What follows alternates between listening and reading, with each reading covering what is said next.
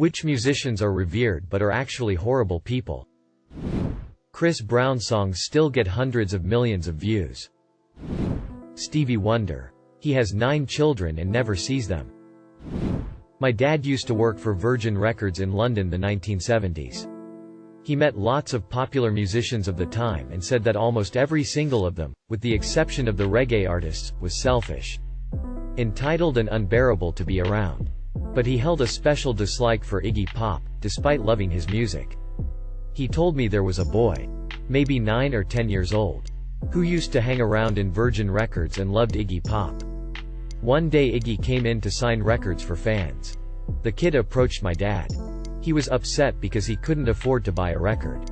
So my dad gave him one of the posters off the wall promoting the event and said it's okay.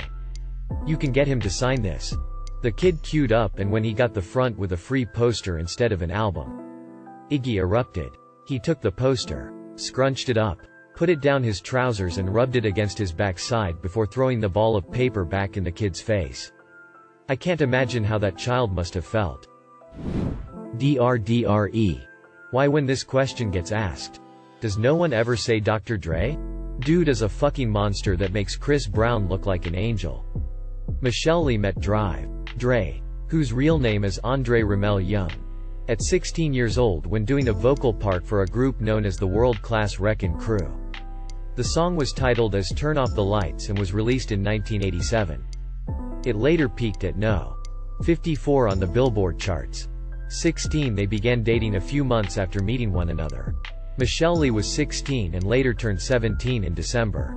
And Dre, who had a baby on the way from a previous relationship, was 22. 18. The couple later became engaged and had their son, Marcel, in February 1991. Marcel was Michelle Lee's first child and Dr. Dre's sixth. 19. After their son was born, their relationship became more strained due to Dr. Dre's drinking, infidelity and volatile behavior. Michelle Lee has stated that Dre was physically abusive throughout their relationship. Her injuries included a broken nose, which she had to have surgically corrected, a cracked rib and 5 black eyes. 16 She recalled on The Breakfast Club. 21. After one argument Dre shot at Michelle Lee, missing her by inches. She left the bullet in the door for him to see and said, "He never tried to shoot me anymore. Thank God. But the beatings it was a lot. His last wife. I just couldn't do it anymore. It's too much." 22. She then began to self-medicate with prescription pills and alcohol. 7. Michelle Lee left Dre after she discovered that he was engaged to another woman. 7. On January 27, 1991, Dr. Dre encountered Barnes at a record release party in Hollywood. According to Barnes, he picked her up by her hair and began slamming her head and the right side of her body repeatedly against a brick wall near the stairway as his bodyguard held off the crowd with a gun. After Dr. Dre tried to throw her down the stairs and failed. He began kicking her in the ribs and hands. She escaped and ran into the women's restroom. Dr. Dre followed her and grabbed her from behind by the hair again and proceeded to punch her in the back of the head. Finally, Dre and his bodyguard ran from the building. 6. N.W.A. Promoter Doug Young claims that he attempted to intervene to restrain Dre, but that he was punched in the mouth by Dr. Dre's bodyguard. 7. 5 months after filing for divorce, Nicole, 51, alleges that Dre, née Andre Young, held a gun to my head twice in 2000 and 2001. That he punched me in the head, face in 1999 and 200, and that he kicked down a door while she hid from his rage in 2016. Among other instances of abuse, Andre has verbally and emotionally decimated my personhood to the extent that I currently suffer from post-traumatic stress syndrome, she said in the documents filed to the Superior Court of California. Don't act like you forgot about Dre. Dude has been beating women for decades. Chuck Berry used to hide cameras into women's toilets. Most of them. Mick Jagger had sex with 15-year-olds when he was in his 30s. Don Henley did. And one of them died in his pool. He got probation. And so on. Jared Leto. Ivan Moody, lead singer of Five Finger Death Punch. He has a repeated history of violence towards women, including girlfriends, his sister and mom. Ian Watkins. I can never listen to Lost Prophets again thanks to that disgusting filthy lowlife of a man. My grandpa went to school with one of Bing Crosby's sons.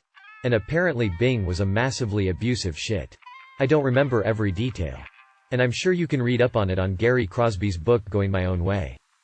But there was a lot of rants during holidays where my grandpa would talk about how Bing would lock his sons up in their room and not feed them for days and other horrendous shit like that. Not entirely sure on the complete validity of the details of his claims. But the book is there and should provide more information on what it was like to be Bing Crosby's sons. Die Antwoord are horrible human beings. Chuck Berry assaulted multiple women, some of which he pleaded guilty for. Was found with CP in his possession at a raid on his home. Spied on women in restrooms and a fuckton of really messed up shit. Eric Clapton. I think this one is a hit or miss at being a poss. I think Drake is a wolf in sheep's clothing. I thought he was kinda a scumbag when he made the God's Plan music video. Just using wealth and constantly flaunting it. Using people's poverty to prove points and doing ridiculous stuff like that. Then he suddenly has been confirmed to have sent texts to Millie Bobby Brown and Billie Eilish both when they were underage. The man is just too suspicious for me. He just comes off as a hidden monster. I could be reading him wrong. But I still dislike him highly. The longer I live, the more horrible my favorite artists turn out to be. Can you separate art from artist? Sometimes it's easy to. Other times, not so easy for me. Anyway, I'm a big fan of several musicians that I would never want to be stuck in an elevator with. Or try to engage with them as a person. But I still enjoy their art. It's a form of hypocrisy that I am apparently okay to live with. That's my shame, I guess. Jennifer Lopez. She's a despicable human being that treats service workers like garbage. It's also come to light that she hasn't even sung a great deal of her songs herself. And that which she has sung is not great. Henry VIII wrote Greensleeves, suspected domestic abuse, missing heads, etc. Steve Miller. The Black Keys were tasked with introducing him into the Rock and Roll Hall of Fame some years ago. And they said he was such a miserable asshole the entire time. They left the ceremony as soon as he went on stage to perform. How about we go about this the far faster and easier way? Musicians who aren't actually horrible people. Dolly Parton. Travis fucking Scott. Randy Newman. Massive Heightist. S. John Phillips from the Mamas and Papas. The list musicians who are good people would be smaller. Most people in show business are pieces of shit. Might be easier to ask which one is a good person. Edit. Well, a small joke has escalated quickly and it's good there's good people out there. Second edit. I'll throw in Shaq for good measure. Check out You Can't Stop the Rain, with Biggie for reference. Euronymous from Mayhem. Him and his bandmate Dead were probably two of the most mentally fucked people in the history of music. Dead was so depressed that he would just casually slit his wrists on stage. The wounds being so horrible to the point where doctors said that they couldn't help him. When Dead committed suicide, Euronymous was the first to find his body, and he took pictures of the body and took body samples and turned his corpse into an album cover. He was a narcissistic piece of shit and was practically a cult leader. He was such a fucking asshole that when he got murdered, his bandmates were angry that they couldn't kill him themselves. I know someone who was in close quarters with Jack White and he was a dick to her the whole time. I also have friends who played a Morrissey show. If you make eye contact with him, he will apparently drop out of the lineup. Mind you, this was a stadium gig. On the other hand, Debbie Harry from Blondie was a sweetheart. She baked cookies for the band and treated them like family. They've only ever had nice things to say about her. Edited to correctly refer to Debbie Harry by her name instead of her band's name. Famed oboist Adolf Hitler was a bit of a cunt. This one is a little out of nowhere. But Zach Hansen of Hansen. They spent years doing major charity work in Africa. Donating time and money to build schools and make sure children had shoes, etc. Before shows, they'd encourage their fans to meet up with them and take a mile-long walk through the city where everyone took their shoes off. I could support them not only because I loved their music but because I thought they were good human beings. I also appreciated how they kept their weird religious shit completely out of view and never mentioned it. Then a few years back a fan found one of Zach's private social media profiles and it all went to shit. It was full of memes and rants about how African Americans were all monkeys who deserved to be killed by police for minor crimes, or for possibly committing crimes, and how they should all be forcibly sent back to Africa. Scary. Neo-Nazi nationalism shit. Then neither of his brothers said a word for months. They were silent. It spoke louder than words. ETA. I'm still gonna wear my Toms though. They won't take that away from me. XXXTentacion.